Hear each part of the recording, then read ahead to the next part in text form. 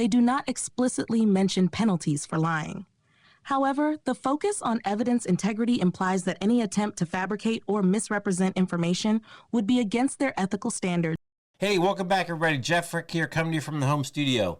You know, recently there's been a lot of conversation about debate and debates, and I was never in debate club or debate class. I didn't have any friends from the debate club or debate class, but it got me thinking, because everyone's talking about there are winners and losers in debate, which begs the question, there's probably rules, because most things where there's a winner or a loser, you're judged by how well you execute within the rules, whether it's a football game, a chess match, or Family Feud. There's rules, and the rules define the game. That's really what the game is. So I thought, I don't really have a friend I could ask. I'll just ask my friend ChatGPT and get a little bit more information about debates.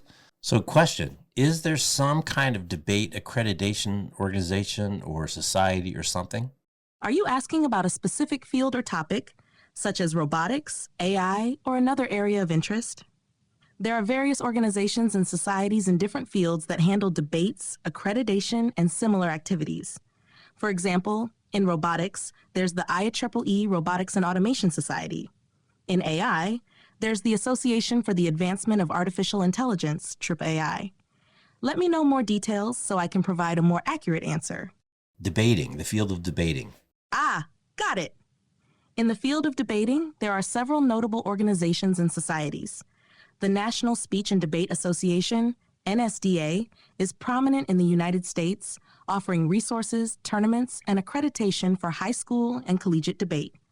Internationally, the World Universities Debating Championship is a major event organized by various institutions, and the International Debate Education Association, IDEA, promotes debate education globally. Are you looking for information on any specific aspect or organization within the debate community? So have they published a set of rules or best practices or constraints about what defines a debate? What are the rules and regulations, the do's and the don'ts? Yes. Many debate organizations publish detailed rules, best practices, and guidelines.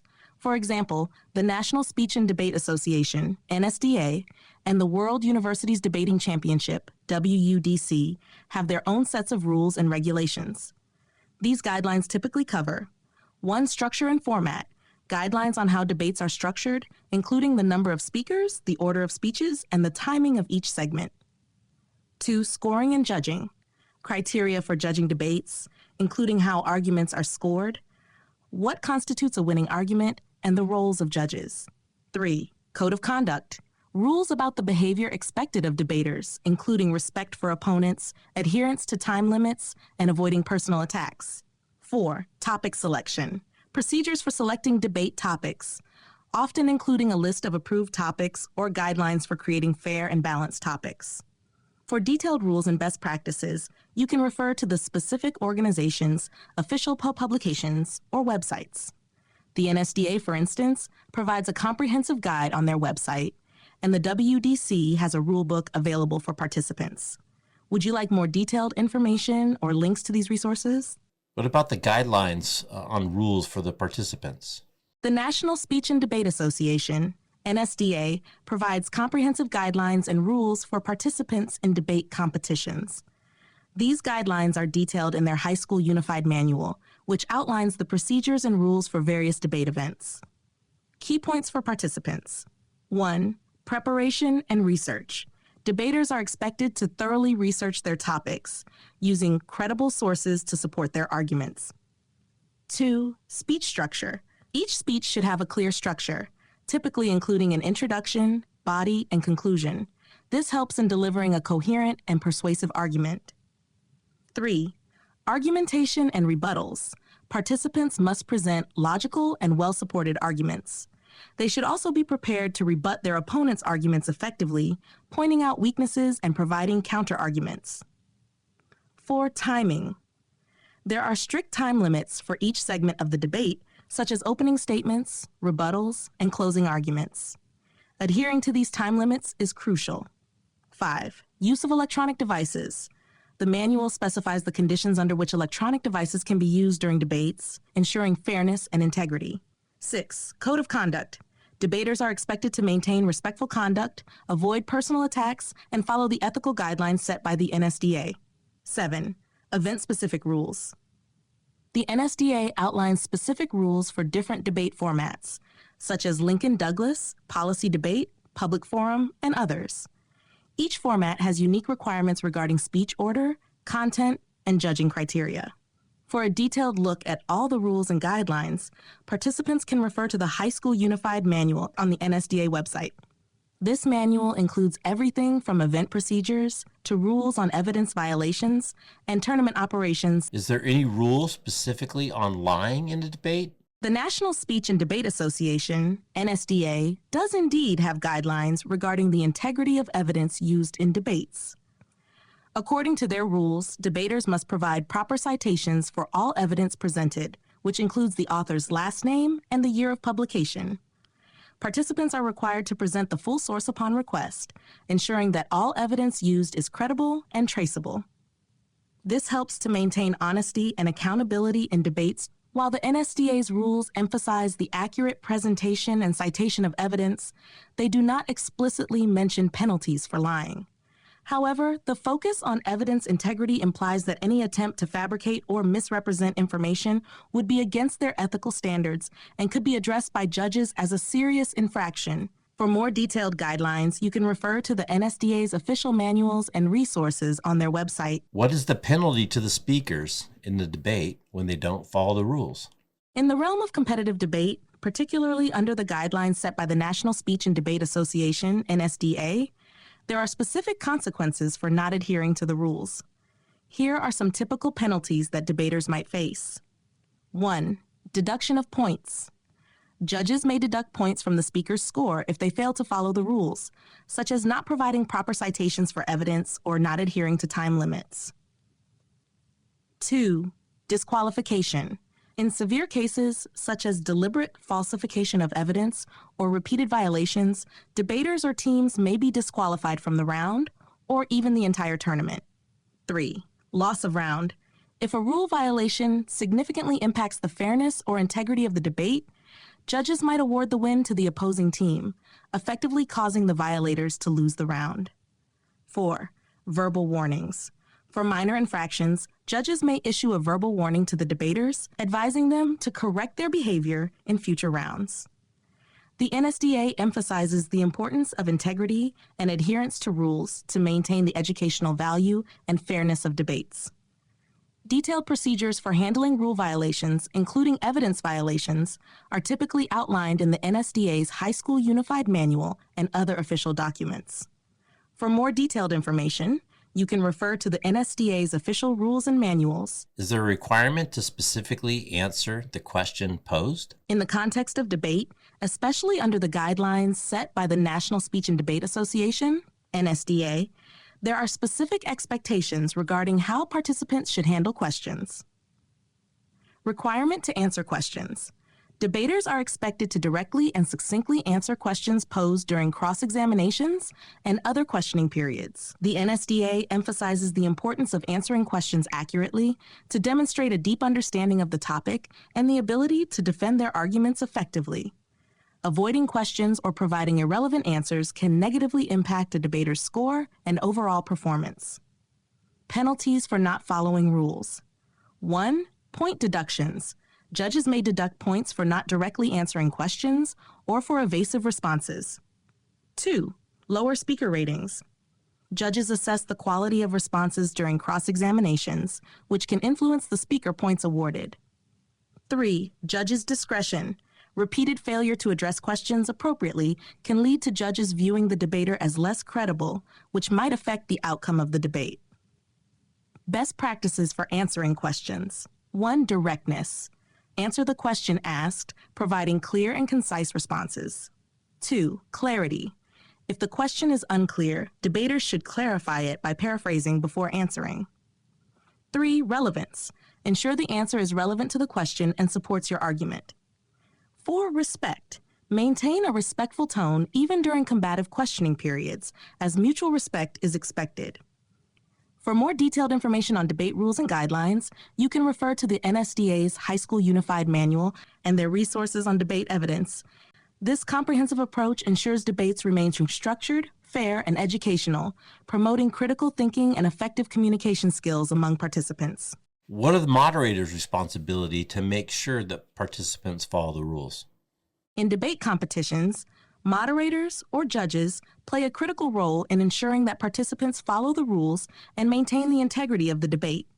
Here are some key responsibilities of moderators. Responsibilities of moderators. 1. Rule enforcement. Adherence to rules.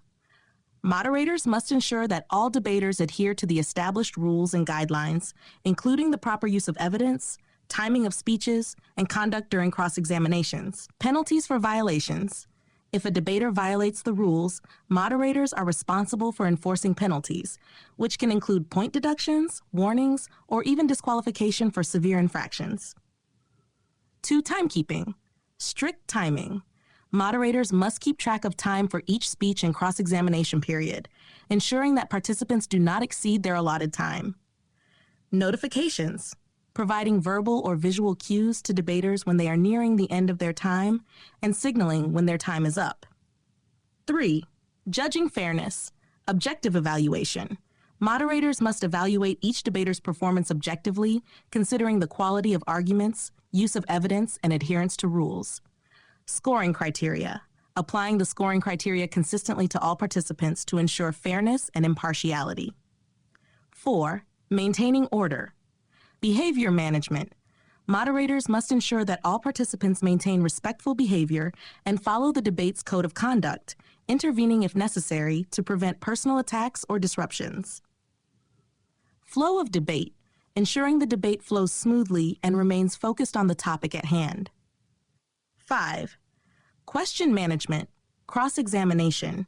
Moderators oversee the questioning periods, ensuring that questions are relevant and answered appropriately. They may intervene if questions or answers deviate significantly from the topic or become inappropriate. Clarifications. Moderators may provide clarifications on rules or procedures if participants are unclear or confused. 6. Handling evidence. Verification.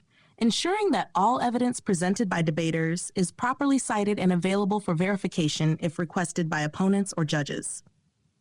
Evidence violations. Addressing any evidence violations, such as the use of falsified information or failure to provide original sources, according to the debate rules. References. For more detailed guidelines on the responsibilities of moderators and the enforcement of rules, you can refer to the following resources. What are the guidelines to determine who wins and who loses? What's the score? In competitive debate, determining who wins and loses, as well as scoring participants, is guided by specific criteria and guidelines. These criteria are often outlined by the organizing body, such as the National Speech and Debate Association, NSDA. Here's an overview of the general guidelines. Scoring criteria. 1. Content. Argumentation. Quality and logical structure of arguments, including clarity, relevance, and depth of analysis. Evidence. Use of credible and well-cited evidence to support arguments. Proper integration of facts, statistics, and expert opinions. Rebuttals. Effectiveness in addressing and refuting opponents' arguments. 2. Style. Delivery. Clarity, fluency, and persuasiveness of speech. This includes tone, pace, eye contact, and overall presentation skills. Engagement. Ability to engage the audience and judges, maintaining their interest throughout the speech. 3. Strategy. Structure, organization of speech, including a clear introduction, body, and conclusion. Adaptation, responsiveness to opponents' arguments and the ability to adapt strategy as the debate progresses. Time management, effective use of allocated time for presenting arguments and rebuttals. Judging guidelines. 1. Point allocation. Judges typically use a standardized scoring sheet to allocate points for each category: content, style, strategy. Points are usually given on a scale, e.g., 1 to 30 for each category, and the total points determine the overall score. 2. Winning the round. Cumulative points. The team or individual with the highest cumulative score across all categories usually wins the round. Ballots. Judges may also use a ballot system where they vote for the winner based on overall performance. The majority of judge ballots determine the winner in multi-judge panels. 3. Feedback. Judges provide written or verbal feedback to debaters, highlighting strengths and areas for improvement. This feedback is crucial for participants to learn and improve. 4. Ethical considerations. Judges must remain impartial and objective, avoiding any bias based on personal beliefs or preferences. Adherence to ethical standards, including fair assessment and constructive criticism, is essential. Specific debate formats. Different debate formats may have additional or specific criteria. For example, Lincoln-Douglas debate focuses heavily on values and philosophical arguments. Policy debate emphasizes detailed evidence and policy analysis. Public forum debate balances evidence with public speaking skills and audience adaptation. For detailed guidelines, you can refer to the NSDA's official manuals and resources, NSDA Rules and Manuals, High School Unified Manuals, Debate Evidence Guide. These resources provide comprehensive details on scoring, judging criteria, and the responsibilities of moderators and judges in ensuring fair and effective debate competitions. That sums up kind of what the rules are, what the objectives are, what the responsibilities are, which then kicks out a score, and somebody wins or loses based on the judges, based on the score. So Anita Iverson, my ChatGPT, thank you for those explanations and insights. Thank you for listening and watching.